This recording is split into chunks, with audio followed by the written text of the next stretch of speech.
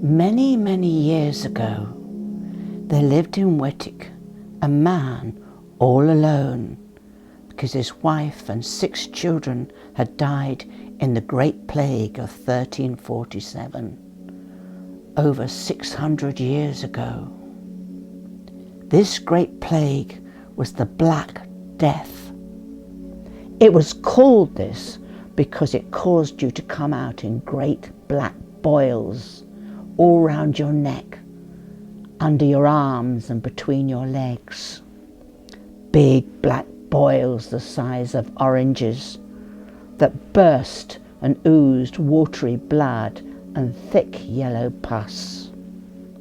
Then you died, screaming in pain and agony. Millions and millions died, as did the man's wife and 6 children, and they're buried in Wettick graveyard. One night, the man was having his supper. A black cat walked into his kitchen. It sat and looked at the man and neatly curled its tail around its paws. It was then the man noticed that the tail had a white tip. The cat meowed. It must be hungry, the man thought, and gave it a saucer of milk. The cat lapped up the milk and meowed again.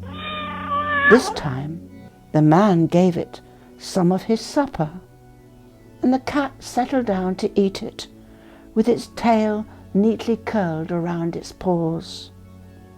When it had finished, it cleaned its whiskers, swished its tail, and walked out the door into the night the way it came in.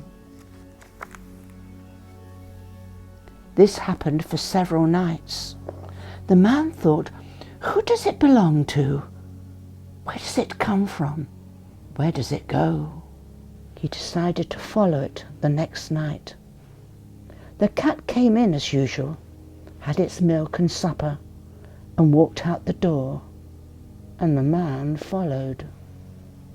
But he had forgotten that it was Halloween, the night when witches wake the dead.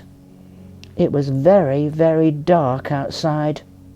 No moon, no star, and the cat was black.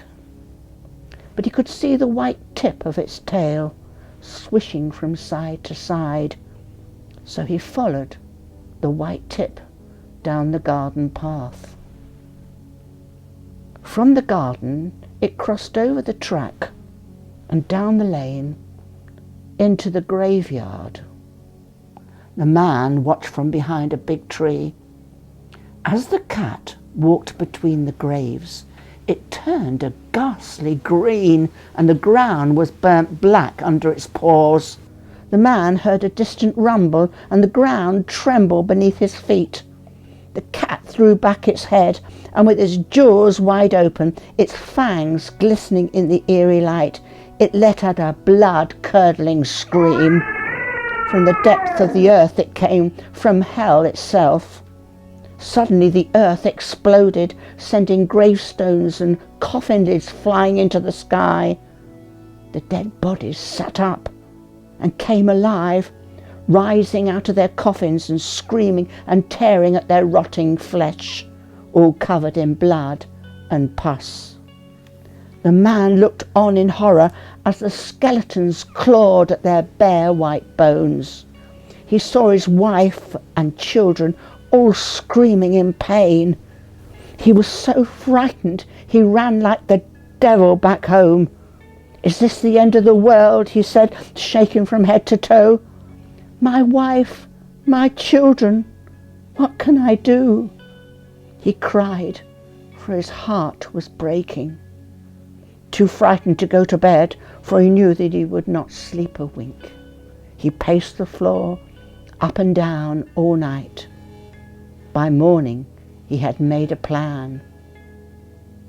He must kill the cat. The next night the cat came in and settled down to eat its supper. with its tail neatly curled around its paws. From under the cloak, the man pulled out a great axe, which he had sharpened to a razor edge. He lifted up the axe and with a mighty swing brought it down on the cat's neck and chopped it clean off. The head rolled away, but it was not blood that flowed out of the neck, but thick black goo. It spread over the kitchen floor, bubbling and hissing, getting bigger and bigger. As the cat's head watched from the corner of the room, the lake of black blood pouring from the cat's body took the shape of an old woman, all dressed in black. The man was petrified and backed away as far as he could. What have I done? She will surely kill me, he thought, and dropped the axe with a great bang on the stone floor. But when the old woman looked up, she was smiling. "Thank you," she said. "You have lifted a curse that I have been under for hundreds of years. My sister and I were witches and were arguing as to who was the most powerful. I lost, and she turned me into a cat and cursed me to raise the dead every Halloween forever and ever. But now you have saved me. The dead are at rest at last, and your wife and children are in pain no more and sleep in peace forever. I have won, for my sister is long dead, and I am still alive." As the man looked on in amazement, she picked up her tail, flicked the white tip, and disappeared.